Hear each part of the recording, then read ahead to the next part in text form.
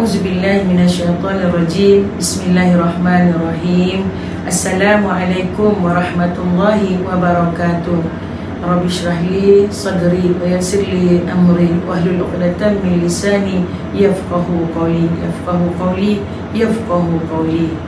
Alhamdulillah, bersama saya hari ini Ustazah Nabilah binti Abdul Samad. Kita akan sama-sama berkongsi, iaitu berkaitan dengan garis panduan dan adab menziarahi sanak saudara dan jiran tetangga di hari Lebaran. Okay, insya-Allah, untuk yang pertamanya, apabila kita menziarahi ke rumah tuan rumah, hendaklah kita memberi salam, sekurang-kurangnya dengan ucapan Assalamualaikum. Okay, ucapan yang lebih panjang sebagai doanya adalah Assalamualaikum warahmatullahi wabarakatuh. Okey, jadi sebenarnya sebelum kita nak masuk ke dalam rumah tetamu ataupun rumah kita ataupun rumah jiran tetangga, itulah ucapan yang terbaik yang diajar dalam Islam. Seperti mana dalam firman Allah dalam surah An-Nur, surah yang ayat yang ke-24 yang berbunyi, A'udzubillahi minasyaitonirrajim.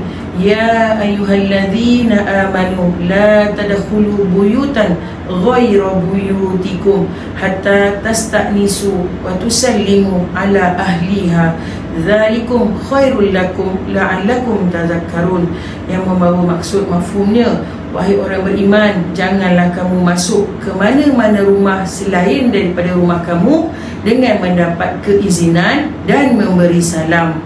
Kerana apa? Itu adalah yang lebih baik supaya kita dapat beringat untuk mematuhi peraturan dan lebih sopan.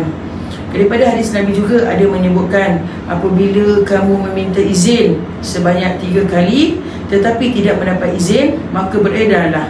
Demikian yang membawa maksud bahawa apabila kita pergi menziarahi ke rumah saudara, jiran tetangga, apabila setelah 3 kali kita mengucapkan salam dan tidak mendapat respon ataupun balasan, hendaklah kita pulang ke rumah. Okey, itu yang pertama. Yang keduanya, kita hendaklah berjabat tangan, iaitu bersalam-salaman. Setelah kita dijemput masuk tadi, hendaklah kita bersalam-salaman dengan tuan rumah dan ahli keluarga. Akan tetapi kita perlu ingat, kita ada batasan dalam pergaulan dalam rumah, iaitu kita perlu bersalam kepada orang yang boleh kita salam, sama ada mahram ataupun bukan mahram. Yang tu kita perlu jaga, serta ajnabi.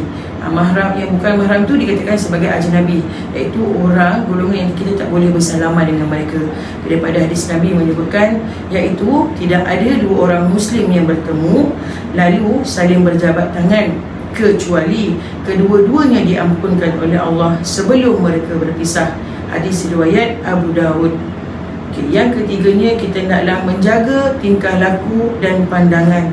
Jadi pandangan ini lebih, kalau dituliskan dari segi fizikalnya, adalah pandangan mata. Masa tingkah laku kita, adab kita, perangai kita dalam rumah orang. Jadi supaya apa? Kita perlu jaga supaya kita tidak mengguris ataupun mendatangkan ketidakkeselesaan kepada tuan rumah. Dan kita seharusnya duduk di tempat yang telah dikhaskan, yang ditetapkan oleh tuan rumah. Sekiranya kawasan kita adalah kawasan dia ditetapkan oleh tuan rumah, itu adalah di kawasan tempat makan, jadi di situlah kawasan kita akan duduk bersama dengan tuan rumah. Kita tak boleh sesuka hati untuk masuk ke dalam bilik, untuk pergi ke ruangan-ruangan yang tidak diizinkan oleh tuan rumah.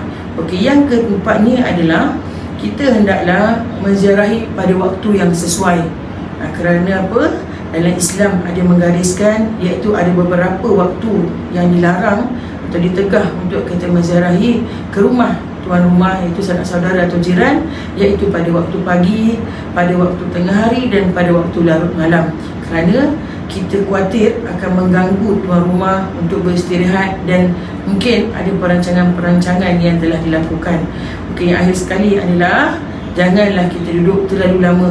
Kita boleh bersembang, berbual dengan penuh beradab, akan tetapi kita perlu juga melihat kepada masa, kesesuaian masa. Berbanding tambah lagi pada musim perayaan, ramai sanak saudara yang akan berkunjung.